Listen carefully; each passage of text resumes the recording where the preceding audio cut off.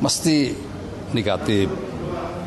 Anak pejabat itu nggak boleh kaya, anak pejabat itu nggak boleh berusaha. Ini gimana sih?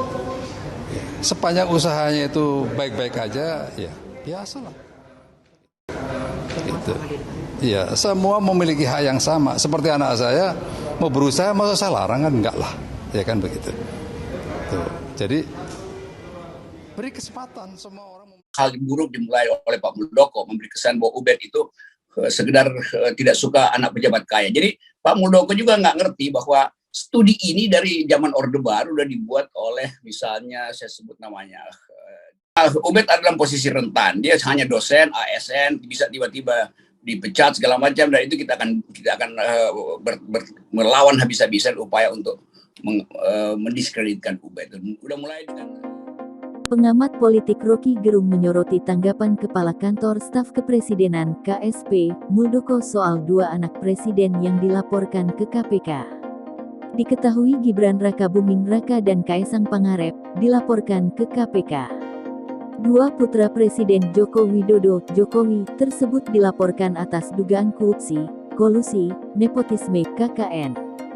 Hal ini ternyata menuai tanggapan dari Kepala Kantor Staf Kepresidenan (KSP) Muldoko. Ia menjamin pemerintah akan menindaklanjuti laporan tersebut. Namun, ia meminta agar masyarakat tak mudah memberi stigma negatif pada anak-anak pejabat. Muldoko menilai, kekayaan atau kesuksesan yang diperoleh anak-anak pejabat adalah hal wajar selama upayanya baik-baik saja. Jangan mudah sekali memberikan judgement bahwa seolah-olah anak pejabat itu negatif. Anak pejabat itu gak boleh kaya, anak pejabat itu gak boleh berusaha. Ini gimana sih? Ujar Muldoko kepada wartawan di kantor KSP, Selasa tanggal 11 Januari tahun 2022, dikutip dari kompas.com. Sepanjang usahanya itu baik-baik saja, ya biasalah, imbuhnya. Menurut Muldoko, semua orang, baik masyarakat biasa ataupun anak pejabat, punya hak yang sama dalam berusaha. Ia pun mencontohkan putrinya yang menjadi pengusaha. Karena itu, ia meminta pada masyarakat agar memberi kesempatan yang sama pada semua orang untuk mengembangkan diri mereka dengan baik. Mau berusaha masak saya larang? Enggak lah. Jadi beri kesempatan. Semua orang memiliki kesempatan untuk mengembangkan dirinya dengan baik, katanya. Jangan batasi orang lain enggak bisa bertumbuh, enggak boleh bertumbuh. Gimana sih negara ini, pungkasnya. Terkait dengan ucapan tersebut, Rocky Gerung menilai bahwa Muldoko ingin mengintervensi KPK. Ucapan Pak Muldoko ada kesan bahwa beliau ingin mengintervensi KPK, ujar Rocky Gerung. Menurut Rocky Gerung, Muldoko tidak seharusnya berbicara seperti itu. Rocky juga menilai bahwa ucapan Muldoko tersebut seolah ingin menunjukkan bahwa dua orang yang dilaporkan Ubedillah Badrun adalah anak baik-baik. Dia nggak boleh sebutkan itu, seolah-olah dia mau beritahu bahwa yang dilaporkan oleh Ubed itu orang baik-baik aja, sambungnya. Kepala Staf Kepresidenan Muldoko, _tribunnews.com.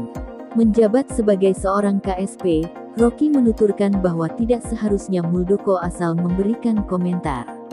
Lantar menurut Rocky Gerung, pendapat yang dikeluarkan Muldoko akan dinilai publik sebagai pembelaan terhadap Kaesang dan Gibran.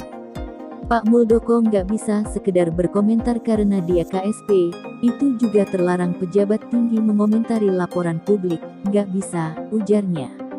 Pak Muldoko mesti belajar tentang etika pejabat publik, dia harusnya diam aja bukan membela, karena keterangan kecil dianggap sebagai pembelaan, pungkas Rocky Gerung. Tapi kan juga beginilah, jangan mudah sekali untuk memberikan adjustment bahwa seolah-olah kalau anak pejabat tuh mesti negatif. Anak pejabat itu nggak boleh kaya, anak pejabat itu nggak boleh berusaha. Ini gimana sih? Sepanjang usahanya itu baik-baik aja, ya biasalah. Gitu. Iya, semua memiliki hak yang sama. Seperti anak saya mau berusaha, masa saya larang kan? Enggak lah, ya kan begitu. Tuh. Jadi beri kesempatan semua orang. Soalan serius kan. Betul, dan ucapan Pak Muldoko justru ada kesan bahwa beliau ingin mengintervensi KPK. Kan itu masalahnya kan. Kan dia nggak boleh sebutkan itu tuh. Seolah-olah dari awal dia mau beritahu bahwa yang dilaporkan oleh Ubed itu orang baik-baik aja. Loh, justru Ubed sebagai akademisi itu melaporkan karena dia punya studi. Nah, Pak Muldoko nggak bisa sekedar berkomentar karena dia KSP itu. Itu juga terlarang. Pejabat tinggi itu mengomentari laporan publik, nggak bisa itu. Jadi Pak Muldoko juga mesti belajar dengan baik namanya etika pejabat publik. Dia harus diam aja itu, bukan membela, karena keterangan kecil pun itu dianggap sebagai pembelaan karena kedudukan Pak Muldoko juga yang sifatnya noblesse oblige itu. Dan dari kasus Ubaid Badrun ini menarik sekali dan juga sekali lagi mengkonfirmasi apa yang terjadi yang tadi neolib atau peng-peng lah gitu, bahasa yang lebih mudah penguasa masuk di situ, karena kan kecurigaan dia bermula dari perusahaan itu yang memberikan bekerja anak dari seorang eksekutif di perusahaan itu membangun perusahaan bersama dengan anaknya presiden, dan kemudian mendapat ventura dari perusahaan yang terkait dengan perusahaan itu juga.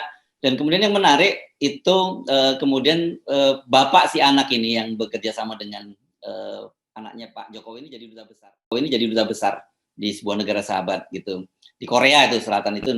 Sebenarnya kita perlu sebut saja lah namanya, itu kan jelas disebut, itu SM yang disebut, itu kan Sinarmas yang disebut oleh Ubed itu. Jadi dan kita juga bingung itu ada dasar track record apa ya dan pertimbangannya apa pemerintah kemudian menempatkan dia menjadi duta besar di situ, kecuali tadi seperti yang dicurigai oleh Ubaid Badrun sebagai bagian dari trade off gitu, tukar menukar politik, tukar tambah politik dan dengan kekuasaan dengan modal.